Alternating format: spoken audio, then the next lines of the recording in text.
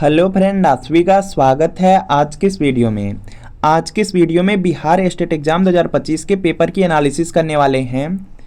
यह देखेंगे आपका 14 अक्टूबर 2025 का पेपर है और यह फर्स्ट शिफ्ट का पेपर है। 9 बजे से लेकर के 11:30 बजे तक यह पेपर कंप्लीट हुआ था। और यहाँ पर सबसे पहले यहाँ पे शिक्षण कला के प्रश्न करने वाले हैं। सभी यहाँ पे स्टूडेंट द्वारा बताए गए क्वेश्चन है, मेमोरी बेस्ड क्वेश्चन है। तो इसमें देखेंगे जो पूछा गया प्रश्न है वह देखेंगे पूछा गया था कि सीखना एक स्वाभाविक क्रिया है। तो यहाँ पर देखेंगे इसका राइट आंसर हो जाएगा जीवित जीव का। सीखना एक स्वाभाविक क्रिया है, इसका जो राइट आंसर है वह डी है। इसके बाद प्रश्न पूछा गया था कि शिक्षण में स्वतंत्र चर है। तो यहाँ पे इसका राइट आंसर हो जाएगा जो शिक्षण होता है उसमें जो शिक्षक रहते हैं ये स्वतंत्र चर हैं। तो यहाँ पे ए वाला आपका राइट आंसर है। अगला प्रश्न पूछा गया था कि निगमन विधि का दृष्टिकोण है। तो यहाँ पे इसका राइट आंसर हो जाएगा सामान्य से विशिष्ट की ओर होता है। तो यहाँ पे जो सी वाला दिया गया, सी वाला आपका राइट आंसर हो जाएगा। इसके बाद अगला प्रश्न पूछा गया था कर के सीखो के प्रतिपादक थे। तो यहाँ पे इसका राइट आंसर हो जाएगा डीबी थे। कर के सीखो के जो प्रतिपादक थे वह डीबी थे। तो यहाँ पे बी वाला आपका राइट आंसर होगा। इसके बाद देखेंगे अगला प्रश्न पूछा गया था कि खेल का उद्देश्य है। तो यहाँ पे इसका राइट आंसर हो जाएगा यहाँ से खेल का उद्देश्य शारीरिक विकास और नैतिक विकास दोनों होता है। तो उपरोक्त दोनों होगा। तो सी वाला आपका राइट आंसर हो जाएगा ए और बी। शिक्षार्थी केंद्रित विधि है। तो यहाँ पे इसका जो राइट आंसर है यह देखिए हो जाएगा आगमन विधि। आगमन विधि शिक्षार्थी केंद्रित विधि है। तो यहाँ पे ए वाला आपका राइट आंसर होगा। अगला प्रश्न आपका पूछा गया था कि पाठ्य योजना का जो सबसे महत्वपूर्ण घटक है। तो देखिए जो पाठ योजना होता है, पाठ योजना का जो सबसे महत्वपूर्ण घटक है यह आपका उद्देश्य होता है। तो यहाँ पे बी वाला आपका राइट आंसर होगा। इसके बाद देखेंगे नेक्स्ट है कि समय सीमा के आधार पर पाठ योजना कितने प्रकार की होती है। समय सीमा के आधार पर पाठ योजना पूछा गया था तो यह 3 प्रकार की होती है। तो यहाँ पे आपका ऑप्शन नंबर बी वाला बिल्कुल राइट आंसर हो जाएगा। इसमें देखेंगे आपका दैनिक पाठ योजना होता है, साप्ताहिक पाठ योजना होता है और मासिक पाठ योजना रहती है। अगला प्रश्न पूछा गया था कि शिक्षा के अधिकार का अर्थ है। तो यहाँ पे हो जाएगा आपका शिक्षा के अधिकार। यहाँ पे शिक्षा का अधिकार दिया गया है तो इसमें आ जाएगा कि 6 से 14 वर्ष तक की आयु तक के बच्चों को निःशुल्क शिक्षा और अनिवार्य शिक्षा किया गया है। यह शिक्षा के अधिकार में है। तो यहाँ पे क्या होगा आपका ऑप्शन नंबर ए वाला बिल्कुल राइट आंसर होगा। अगला प्रश्न आपके सामने कि पाठ्यक्रम का भाग है। तो यहाँ पे इसका राइट आंसर हो जाएगा पाठ्यक्रम का जो भाग है यह पाठ्यचर्या होता है। तो यहाँ पे बी वाला आपका राइट आंसर होगा। अगला प्रश्न पूछा गया था कि दर्शन शास्त्र का उपयोग शिक्षा में है। तो यहाँ पे इसका राइट आंसर हो जाएगा उद्देश्य के चयन में। सी वाला आपका राइट आंसर है। अगला प्रश्न आपके सामने है यहाँ पे कि पारंपरिक शिक्षण है।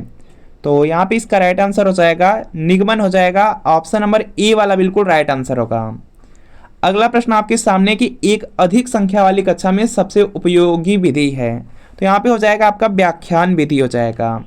अगर अधिक बच्चे हैं या अधिक यहाँ पे संख्या वाली कोई कक्षा है तो उसमें जो उपयोगी विधि रहती है वह व्याख्यान विधि रहती है। तो सी वाला राइट आंसर होगा। अगला प्रश्न आपके सामने की शिक्षण का लक्ष्य है। तो यहाँ पे इसका राइट आंसर हो जाएगा शिक्षण का जो लक्ष्य होता है वह होता है कि जो भी बच्चे रहे या छात्र रहे या कोई व्यक्ति रहे उसके व्यवहार में वांछित बदलाव लाना। तो यहाँ पे क्या होगा डी वाला आपका राइट आंसर होगा। अगला प्रश्न की तथ्य से संबंधित ज्ञान है। तो यहाँ पे इसका राइट आंसर हो जाएगा जो प्रक्रियात्मक ज्ञान है यह तथ्य से संबंधित ज्ञान है। तो यहाँ पे बी वाला आपका राइट आंसर होगा। अगला प्रश्न की तत्वों को एकत्रित कर नवीन स्वरूप का आकार देना है। तो यहाँ पे इसका राइट आंसर हो जाएगा यह होता है संश्लेषण होता है। बी वाला आपका बिल्कुल राइट आंसर है। अगला प्रश्न की इनमें से एक सामाजिक कौशल सहयोगी कार्य योजना से विकसित नहीं होता। तो यहाँ पे इसका राइट आंसर हो जाएगा आपका यहाँ पे प्रोत्साहन हो जाएगा। जो डी वाला दिया गया डी वाला राइट आंसर है। अगला प्रश्न पूछा गया था कि सबसे कम आकर्षक यहाँ पे शिक्षण विधि है। तो यहाँ पे इसका राइट आंसर हो जाएगा यहाँ से देखेंगे इसका राइट आंसर हो जाएगा संगोष्ठी हो जाएगा। डी वाला राइट आंसर होगा। अगला प्रश्न आपके सामने की प्रकृति की ओर लौटो किसके शब्द हैं। प्रकृति की ओर लौटो यह देखेंगे प्रकृतिवादी के अंतर्गत आ जाएगा। तो यहाँ पे बी वाला आपका बिल्कुल राइट आंसर है। अगला प्रश्न आपके सामने कि समाज का क्या अर्थ है। तो यहाँ पे इसका राइट आंसर हो जाएगा सामाजिक संबंधों का जाल हो जाएगा। ए वाला बिल्कुल यहाँ पे राइट आंसर है। अगला प्रश्न पूछा गया था कि शिक्षक प्रभावशीलता की प्रकृति है। तो यहाँ पे इसका राइट आंसर हो जाएगा वैज्ञानिक है। ए वाला आपका यहाँ पे राइट आंसर है। अगला प्रश्न आपके सामने यहाँ पे शिक्षक को मित्र, दार्शनिक और मार्गदर्शक वाक्यांशों द्वारा यहाँ पे महिमा मंडित किया गया क्योंकि। तो यहाँ पे इसका जो राइट आंसर है ये देखेंगे आपका यहाँ से हो जाएगा, वह छात्रों को मानवता के उच्च मूल्यों से अवगत कराते हैं। तो ये वाला आपका राइट आंसर होगा। शिक्षण अधिगम प्रक्रिया में शिक्षक महत्वपूर्ण भूमिका निभाता है। तो यहाँ पे इसका राइट आंसर हो जाएगा सहायक के रूप में। ये वाला आपका बिल्कुल राइट आंसर हो जाएगा। अगला प्रश्न की अधिगम प्रक्रिया का जो अंतःक्रिया घटक है, तो यहाँ पे इसका जो राइट आंसर है यह देखेंगे हो जाएगा यहाँ पे उच्च स्तर सोच होता है, ध्यान स्मृति होता है। तो डी वाला यहाँ पे राइट आंसर होगा, ए सभी। इसके बाद देखेंगे अगला प्रश्न है कि संज्ञानात्मक शिक्षण का प्रथम चरण है। तो यहाँ पे इसका राइट आंसर हो जाएगा सूचना हो जाएगा। संज्ञानात्मक शिक्षण का जो प्रथम चरण है उसमें सूचना आता है। तो यहाँ पे ए वाला आपका राइट आंसर है। अगला प्रश्न है कि अनुदेशात्मक उद्देश्य है। अनुदेशात्मक उद्देश्य में विशिष्ट मापन योग्य क्रिया केंद्रित आएगा। तो यहाँ पे डी वाला राइट आंसर हो जाएगा, ए सभी। अगला प्रश्न है कि ब्लूम का वर्गीकरण की शुरुआत हुई। तो यहाँ पर हो जाएगा शिकागो विश्वविद्यालय से हुआ था। तो यहाँ पे सी वाला आपका बिल्कुल राइट आंसर हो जाएगा। इसके बाद देखेंगे नेक्स्ट है कि शिक्षण की आधुनिक विधि की विशेषता है। तो यहाँ पे इसका राइट आंसर हो जाएगा, इसमें क्रिया केंद्रित अन्योन्य क्रिया समकक्ष सहयोग आएगा। तो डी वाला आपका राइट आंसर होगा। शिक्षण की जो आधुनिक विधि है उसकी जो विशेषता है वो उपरोक्त सभी होगा। तो डी वाला राइट आंसर है।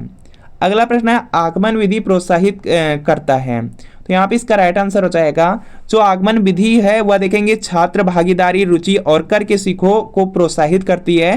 तो यहाँ पे डी वाला राइट आंसर होगा, उपरोक्त सभी। डी वाला आपका बिल्कुल राइट आंसर है।